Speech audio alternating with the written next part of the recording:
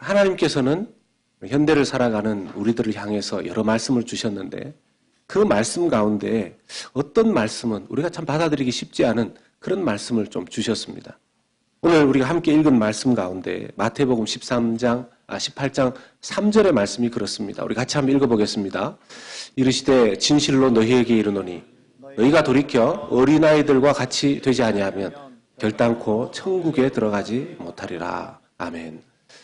이 말씀 가운데 너희가 돌이켜 어린아이들과 같이 되지 아니하면 결단코 천국에 들어가지 못하리라. 이 말씀을 이해하고 이 말씀을 살아내기가 쉽지 않을 수 있습니다. 예를 들어서 너희가 어린아이들과 같은, 이 어린아이들 얼마나 순수합니까? 그런 순수한 마음을 가지고 신앙생활을 하도록 하여라. 이러면 내 마음이 나이가 들어서 세상에 좀 세상살이 가운데에서도 늘 순수하기 위해서 노력해야 되겠다 하고 그 말씀을 받을 수가 있습니다. 그런데 저 말씀을 보니 너희가 어린아이와 같이 되지 아니하면 그것으로 끝나시는 것이 아니라 결단코 천국에 들어갈 수가 없다. 이렇게 말씀을 하시는 거죠.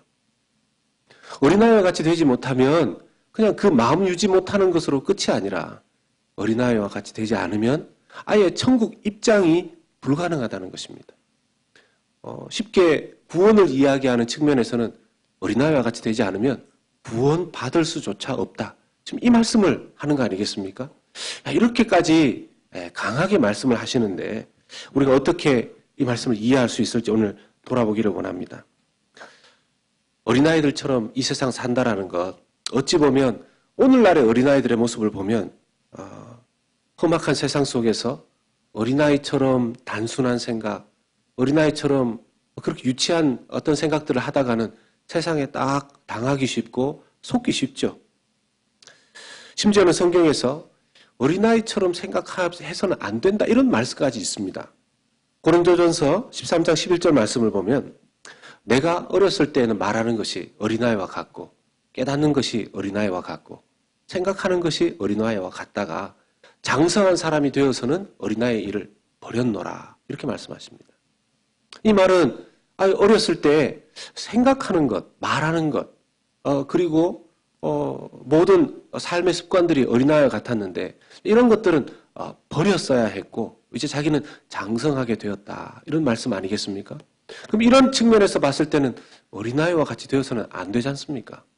그러면 이 고린도전서 13장의 말씀과 이 마태복음 18장의 말씀을 우리가 어떻게 이해를 해야 조화와 균형이 이루어질까요? 여러분, 어린아이들의 특징이 무엇입니까? 보통 경우에 어린아이들의 특징에 대해서 말하기를 어린아이들은 부모님 절대 의존적입니다. 부모님 의지하지 않고는 어린아이가 살 수가 없죠. 늘 어린아이들 부모님께 딱 붙어서 지냅니다. 아무리 교회에 오는 이런 우리 유치부의 학생들이라 할지라도 참 보면 너무너무 귀엽지 않습니까? 아까 이렇게 귀여워하는 어르신들이 많이 있습니다. 그러니 머리도 쓰다듬어 주고 사탕도 주고 먹을 것도 주고 그러시는 분들이 계세요. 아무리 그렇게 귀여워하고 예뻐하고 사탕 주고 해도 결국 이 아이들 어디에 갑니까? 자기 부모님한테 갑니다. 자기 부모님한테 갑니다. 사탕 들고 자기 엄마 아빠한테 갑니다. 아무리 누군가가 예뻐해줘도 결국은 자기 엄마 아빠에게 부모에게 갑니다. 절대 부모 의존적입니다. 그리고 또 하나의 특징은 부모님의 말씀에 대해서 어릴 때에는 절대 순종적입니다. 어릴 때는 부모님의 말을 잘 듣죠. 근데 어느 정도의 수준이 되면 부모가 이렇게 말합니다. 목사님 이제 제 말 들을 때가 지났습니다. 이제는 말해도 안 됩니다. 이렇게 얘기를 해요. 그 시기가 사람마다 다 다르겠지만 보통 경우에 고등학교에서 대학교 갈 때쯤 이럴 때쯤 되면 이제는 제 말 잘 안 듣습니다. 이렇게 이야기를 하세요. 그 말은 뒤집어 보면 어렸을 때는 그래도 어떤 말이든지 부모 말씀을 들었다라는 뜻이 되죠. 그리고 또 하나의 어린이의 특징들은 부모가 말하면 가르침을 단순하게 잘 믿고 받아들입니다. 잘 믿어요. 잘 믿습니다.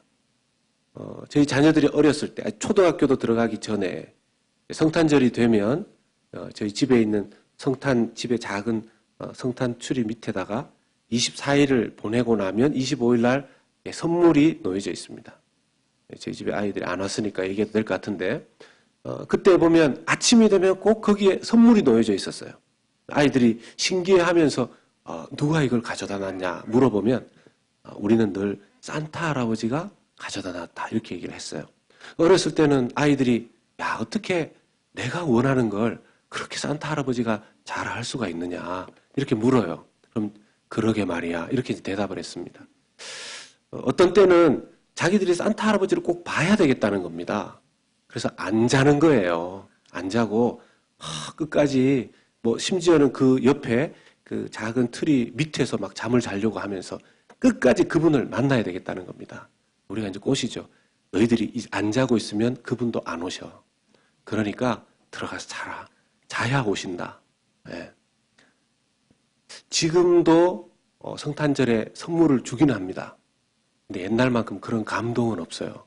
그리고 아예 요즘은 묻지도 않습니다. 누가 줬는지. 네. 어렸을 때에는 가르치는 것들을 잘 믿습니다. 이런 특징들을 오늘 예수님의 말씀과 연결시켜 보면 예수님께서 하나님을 향해서도 절대적으로 어린아이처럼 의존하고 절대적으로 순종하고 절대적으로 믿으라. 그런 말씀이 되겠구나. 이렇게 받아들일 수 있습니다. 이게 이제 일반적인 그런 어린아이와 같이 신앙생활하여 하나님을 바라보라 하는 뜻으로 이해할 수가 있죠. 그런데 이것만 가지고 예수님께서 이렇게 신앙생활을 하지 않으면 아예 천국도 들어갈 수 없다. 이렇게 말씀을 하시는가 한 번 더 들여다보게 됩니다. 어린아이와 같지 아니하면 아예 천국에 들어갈 수 없다. 이 말은 신앙생활을 아주 제대로 해야 된다라는 뜻으로 말씀하신다고 봐야 되겠죠. 그러면 여러분 천국에 들어간다라는 의미 속에서 가장 신앙생활의 모범이 되는 사람이 예수님께서 방금 그 앞에 세워 놓으신 어린아이이겠습니까? 아니면 예수님 자신이겠습니까? 정작 예수님께서 하시고자 하는 말씀은 그 어린아이와 같은 신앙의 가장 큰 표본은 예수님 자신입니다. 결국은 예수님처럼 되지 아니하면 천국에 아예 들어갈 수 없다 이 말씀을 하시는 거죠. 예수님과 같은 어린아이의 심정, 예수님과 같은 어린아이의 심정은 무엇일까요? 오늘 그 부분을 여러분들과 잠시 살펴보려고 하는 것입니다. 어린아이에게 있어서 부모님, 자식은 부모의 거울이다 하는 말이 있죠. 안 하는 것 같은데 다 부모님이 하는 것을 따라합니다. 저희 큰아이가 한 3살, 4살쯤 되었을 때 집안을 왔다 갔다 하는데 이 하는 모양새가 참 우습습니다. 보니까 걸음걸이가 뒷짐을 지고 3살짜리가 뒷짐을 지고 이렇게 걸어 다니는 거예요. 왔다 갔다. 제가 어디서 저걸 배웠는가 보니 제가 가끔씩 이렇게 뒷짐 지고 왔다 갔다 할 때 있는데 그걸 그대로 배우는 거예요. 할아버지도 또 뒷짐 지고 왔다 갔다 할 때가 있는데 그걸 그대로 따라하는 겁니다. 거울과 같아요. 거울과 같습니다. 그래서 부모님이 한 그대로 사실은 아이들이 따라하는 것이 많습니다. 그런데 자식이 부모의 거울이기도 하지만 자식은 부모의 그림자이다 하는 말도 있습니다. 칼 융이 이런 얘기를 했어요. 자녀는 무의식 중에 부모의 닮지 않고 싶어 하는 것들까지 닮게 된다. 이게 부모님을 바라보면서 이 부분은 부모님의 그 성실함, 이 부분은 부모님의 그 기쁨, 이 부분은 부모님에게 꼭 배우고 싶은 신앙, 이런 것들은 당연히 배우면 좋죠. 거울로서. 그런데 부모님에게도 그림자가 있지 않습니까? 이 부분은 아예 부모님도 너 이건 닮지 마라. 이렇게 이야기하고 싶은 부분들이 있지 않습니까? 그런데 자식이 부모의 그림자이기도 하다라는 말 속에 무의식적으로 부모님에게서 그런 어두운 부분들, 닮지 않았으면 싶은 본인도 부모님도 그런 부분들을 닮게 되더라는 것입니다. 어두운 부분 이야기하는데 남의 자식 얘기하면 좀 그렇고요. 저희 아이 예를 또 하나 들겠습니다. 초등학교에 들어가서 초등부에 있는데 전도사님 어느 날 만났습니다. 그 전도사님이 저한테 얘기하시기를 목사님 따님은 참 리더십이 있는 것 같아요. 이렇게 얘기를 하는 거예요. 초등부 전도사님이. 전도사님 뭘 보고 그렇게 얘기를 하십니까? 물었어요.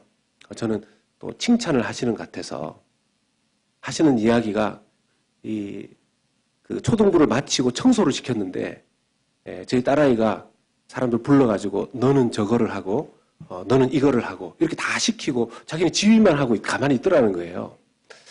제가 그 이야기를 듣고 칭찬이 아니라 참 마음이 씁쓸했습니다. 목사라는 역할이 이렇게 단에 서서 설교하는 일이 더 많이 눈에 띄고 보이고 하다 보니 이 아이도 어떻게 보면 좀 사람들에게 너 이거 해라, 너 저거 해라 이렇게 이야기하고 자기는 뭘 안 하는 것처럼 보여져서 제가 그 이야기를 듣고 씁쓸하기도 하고 반성이 많이 되었었습니다. 어찌 보면 그것이 제가 보여주는 제 삶의 그림자와 같은 부분이라는 생각을 한 것이죠. 여러분들은 어떠십니까? 여러분들의 자녀가 여러분들의 장점도 닮으셨겠지만 여러분들 닮지 않았으면 싶은 그 어두운 부분, 그림자도 좀 닮지 않았을까 이런 생각들을 해보게 됩니다. 그런 면에서 여러분 세상에 완벽한 부모는 어디 있겠습니까? 그런 면에서 또 부모에게 영향을 하나도 받지 않을 그런 자녀는 어디에 있겠습니까? 그러면서 예수님께서 하시는 말씀이 어린아이 한 명을 그 앞에 세워놓고 이 어린아이와 같이 되지 않으면 천국에 결단코 들어갈 수가 없다. 지금 이 말씀을 하시는 거죠. 거기에 어린아이를 이렇게 바꾸어 볼 수 있습니다. 예수님. 예수님처럼 하나님 아버지를 믿지 아니하면 결단코 천국에 들어갈 수가 없다. 예수님의 그 어린아이와 같음은 어떻게 이해할 수 있을까요? 영국의 신학자 중에 로완 윌리엄스라는 신학자가 있습니다. 그 사람이 예수님의 하나님 아버지를 향한 순종을 이렇게 해석을 했습니다. 예수의 순종은 성부께서 하시는 일을 지켜보고 성자가 재현하는 것입니다. 여기서 재현한다는 말, playing it back. 여러분 재현 배우라고 들어보셨죠? 재현 배우. 누가 한 행동을 똑같이 따라하는 것입니다. 똑같이 따라하는 배우입니다. 뭐 굳이 내용에 있는 대로 그대로 창조적으로 연기하지 않아도 됩니다. 누가 했던 그 행동을 그대로 따라하면서 재현하는 것이죠. 여러분 기가 막힌 해석 아닙니까?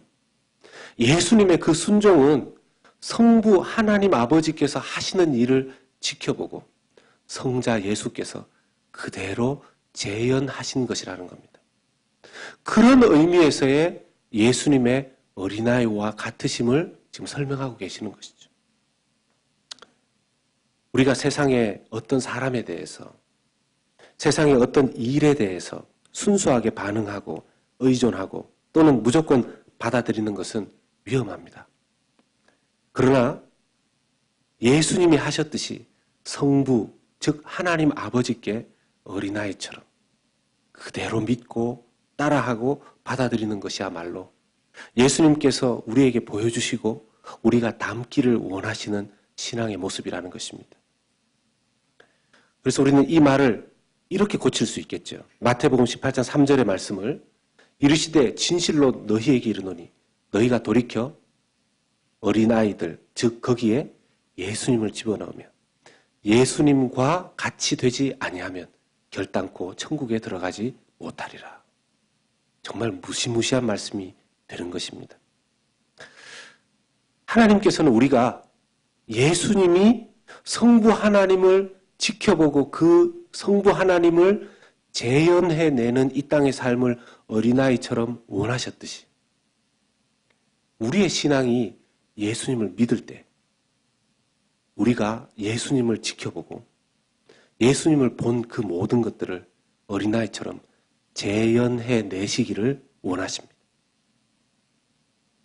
사실 이 말씀의 배경은 이렇습니다. 제자들이 모여서 또 논쟁을 벌였습니다. 천국에 우리가 다 가게 되면 그 천국에서 누가 제일 큰 사람입니까? 누가 가장 위대한 사람입니까? 천국에 가게 되면 그레이티스트 맨이 누굽니까? 그걸 물어본 거죠. 여러분, 진정한 겸손은 무엇입니까? 사람들 앞에 놓고 굽신거리고 사람들 시키는 대로 하고 착하게 하고 하는 것, 겸손한 것으로 보일 수 있지만 진정한 겸손은 아닙니다. 인간적인 겸손이죠.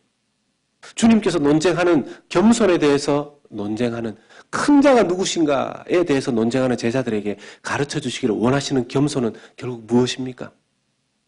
세상 사람들처럼 그렇게 굽신거리고 착하게 하고 무조건 따르는 그것이 아니라 예수님께서 성부 하나님 아버지를 그대로 살아내기 위해서 재현하는 그 순종.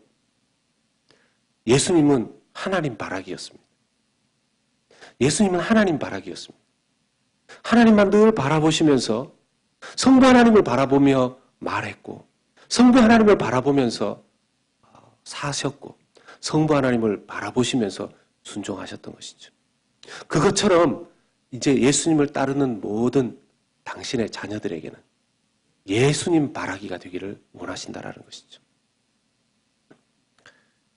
세상에서 어린아이들은 분별력이 없어서 또 세상에서 어린아이들은 그 분별력이 없기 때문에 사람들에게 무조건 굽힐 때가 있습니다.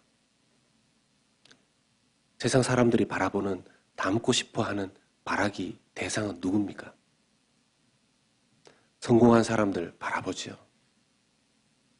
권세 있는 사람들 바라봅니다. 부자인 사람들 바라봅니다. 세상의 우상들 바라봅니다. 그것을 그렇게 바라보면서 그것을 따라 하기를 원하고 그렇게 되고 싶어 합니다.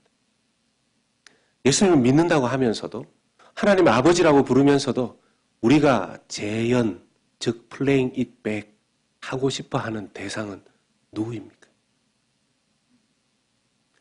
주님의 제자라고 이야기하고 하나님의 자녀라고 이야기하지만 우리가 항상 바라보는 바람의 그 대상이 예수님 아닐 때가, 하나님 아닐 때가 너무 많다는 것이 우리의 돌아보고 반성하고 회개해야 될 부분일 것입니다. 사랑하는 여러분, 그렇다면 우리가 어떻게 예수님처럼 하나님의 최고의 어린아이가 될 수 있을까요? 다름 아닌 우리도 예수님을 바라보면 됩니다. 왜냐하면 하나님은 바라보려고 해도 추상적인 분이시기 때문에 우리에게 있어서 인간적으로는 살아계시고 또 전능하신 분이시지만 그 하나님을 눈으로 직접 본 자가 없지 않습니까? 그러니 예수님은 영원히 있으시기 때문에 성부 하나님을 늘 보시고 성부 하나님께 늘 들으시고 성부 하나님의 행하신 그대로를 이 땅에서 반영하셨지만 우리는 예수님처럼 그런 영안이 아니기 때문에 하나님 아버지를 그렇게 볼 수 없지 않습니까? 그래서 우리가 바라보아야 하는 대상이 누구입니까? 예수님인 것이죠. 요한복음 14장 8절과 9절이 우리에게 그것을 분명하게 가르쳐 줍니다. 같이 읽겠습니다. 빌립이 이르되 주여 아버지를 우리에게 보여주옵소서. 그리하면 족하겠나이다. 예수께서 이르시되 빌립아 내가 이렇게 오래 너희와 함께 있으되 내가 나를 알지 못하느냐. 나를 본 자는 아버지를 보았거늘 어찌하여 아버지를 보이라 하느냐. 아멘. 우리가 볼 수 없는 성부 하나님, 예수님을 통해서 온전히 볼 수 있게 되는 줄로 믿습니다. 그래서 우리는 예수님을 계속해서 바라보면 그것을 통해서 하나님 아버지를 바라보는 것이 된다라는 것이죠. 그런 의미에서 여러분, 우리는 하나님의 말씀을 통해서 예수님을 바라보아야 될 것입니다. 성경을 통해서 예수 그리스도의 삶과 예수 그리스도의 사역과 예수 그리스도의 십자가를 바라보아야 되겠습니다. 구약 성경은 어떻게 합니까? 구약 성경 속에 오실 예수님에 대한 수많은 이야기가 하나님 아버지 기록해 놓지 않으셨습니까? 구약 성경 안에도 오실 예수님에 대한 수많은 예언들이 기록되어져 있지 않습니까? 그러니 구약도 우리가 놓칠 수가 없는 것이죠. 신약 안에 예수님의 오셔서의 모든 행적과 예수님이 십자가 지시고 부활하신 그 이후에 예수님의 복음이 어떻게 전해졌으며 그 예수님의 복음을 믿는 자들이 또 예수 그리스도를 어떻게 바라보아야 했는지가 신구약 성경 66권에 전체적으로 등장하지 않습니까? 그래서 여러분, 우리는 성경을 읽으면서도 계속 우리의 눈은 어디를 향해 있어야 되겠습니까? 성경의 주제이신 예수님을 바라보는 통로가 바로 이 성경이 되는 줄로 믿습니다. 우리에게 주신 성령, 예수님을 믿을 때 주신 성령은 우리를 향해서 어떤 기적을 일으키고 계십니까? 어떤 도움을 우리에게 주고 계십니까?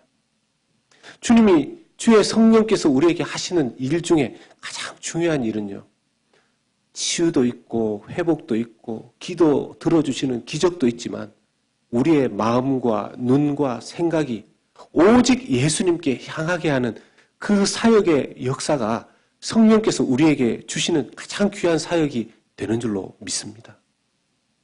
내가 성령을 받은 사람인지 어떻게 알 수 있습니까? 내 마음이 하나님 아닌 예수 그리스도 아닌 다른 것을 자꾸 바라려고 할 때마다 주님께서 끌어서 예수님을 다시 바라보게 하십니다.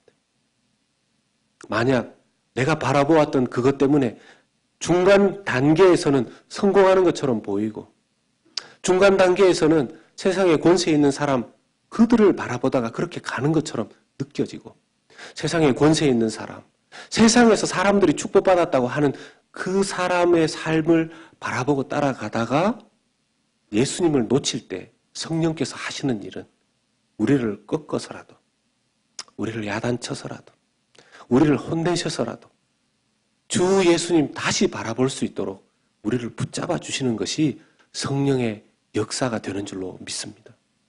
만약 내 삶 속에 일어나는 여러 가지 고난과 또 아픔이 다른 이유에서가 아니라 그냥 내가 뭘 잘못해서가 아니라 주님을 바라보지 않았기 때문에 생기는 일이라면 순종해야 할 것입니다. 기뻐해야 될 것입니다. 감사해야 될 것입니다. 오늘 아이들의 암송을 보셨죠? 이 아이들 중에서 글을 읽을 줄 아는 아이들이 얼마나 될까요?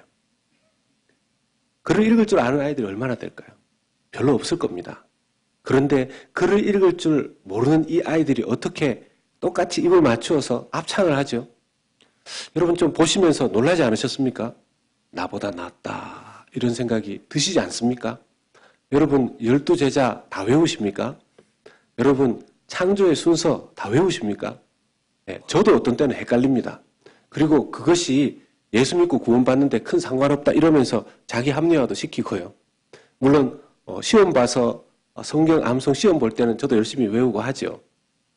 이 아이들 어떻게 이거 외울까요? 선생님이 하는 그 입모양 그대로 따라했습니다. 몇 번을 따라했습니다. 부모님에게 선생님이 이거 녹화해가지고 보내줬습니다.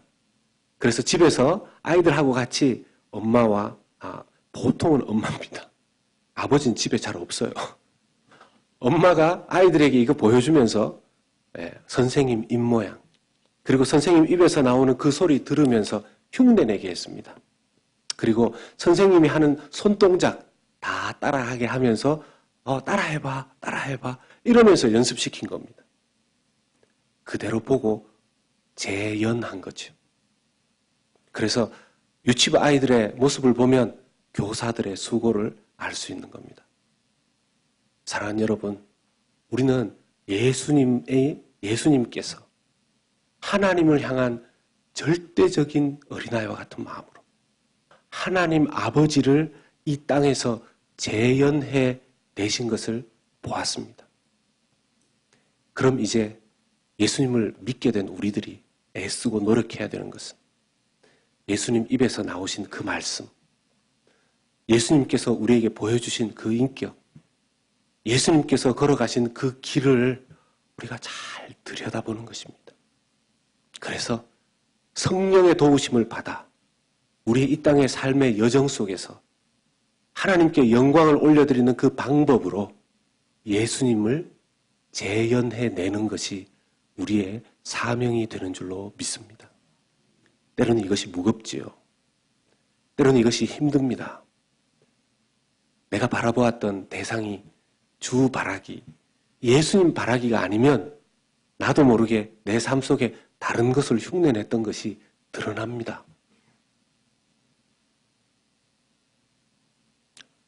돈 많은 사람을 바라보았던 내 목표는 내 속에 그것이 채워질 때 그것이 드러나고, 권세 있는 자를 바라보았던 그 사람이 그것이 채워지면 그 행동이 드러납니다. 내게서 드러나는 그 행동은 다름이 아니라, 누군가가 내게 준 것이 아니라 내가 바라본 것에 대한 드러남이고 재연입니다. 사랑하는 여러분, 우리가 하나님 앞에 오늘 어린이 주일에 이 어린아이를 보면서 교사들을, 부모님을 그대로 따라하는 이들을 보면서 반성하고 다시 돌아봐야 될 것이 저부터 시작해서 있는 줄로 압니다. 이 시간 함께 하나님 앞에 기도할 때, 주님, 저는 예수님 바라기로 살아가고 있습니까? 마치 어린아이가 부모님을 사랑하고 신뢰하듯이 우리 주님을 절대적으로 사랑하고 신뢰하게 해 주십시오. 예수님이 성부 하나님을 재연해 내셨듯이 우리가 예수님을 재연하는, playing it back 하는 그런 삶을 살게 해 주십시오. 우리 시간 한 목소리로 소리내어서 통성으로 우리 자신의 삶을 이 말씀에 비추어 보며 기도하도록 하겠습니다. 같이